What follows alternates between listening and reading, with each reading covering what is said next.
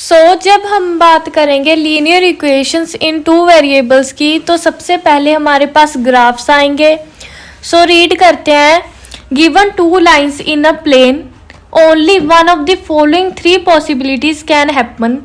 हमें एक प्लेन दिया हुआ है, या फिर आप समझ लो कोई भी ग्राफ है। जैसे यहाँ पे एक ग्राफ है, ये हो गया एक्स एक्सिस एंड ये हो गया वाई एक्सिस।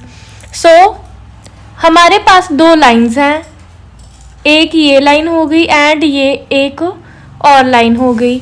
और इन्होंने कहा है कि इन दोनों लाइंस की थ्री पॉसिबिलिटीज़ ही हैं, इसके अलावा कोई भी पॉसिबिलिटी नहीं है। कौन सी पॉसिबिलिटीज़ हैं हम उनको रीड करेंगे। फर्स्ट है two lines will intersect at one point. Graph बनाते हैं सबसे पहले हम। ये है हमारा ग्राफ की वाई एक्सिस एक्स एक्सिस। दो लाइंस हैं, जो एक तो हमारी ये लाइन हो गई एंड ये एक और लाइन हो गई।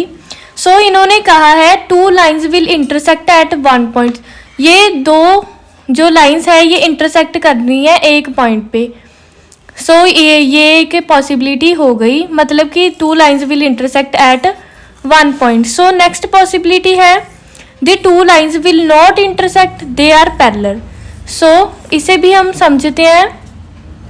ये है हमारा ग्राफ, ये हो गया एक्स एक्सिस, ये हो गया वाई एक्सिस।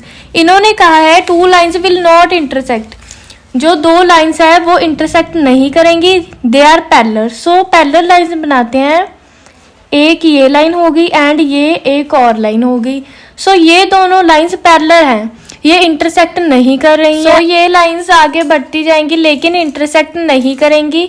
ये थी हमारी सेकंड पॉसिबिलिटी। अब हम देखते हैं हमारी थर्ड पॉसिबिलिटी क्या कहती है।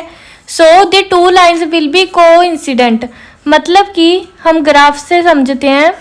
ये है हमारी एक्स एक्सिस एंड ये है हमारी वाई एक्सिस। इन्होंने कहा है कि दो लाइंस, जो हमारी दो लाइंस होंगी वो कोइंसिडेंट होंगी। मतलब अगर कोई इक्वेशन है उसकी लाइन ये है एंड जो दूसरी इक्वेशन है उसकी लाइन इसके ऊपर आ गई, मतलब कि इसे कोइंसिडेंस करती हैं। जब दो लाइंस एक के ऊपर एक होती हैं तो उसे कोइंसिडेंट लाइंस कहते हैं।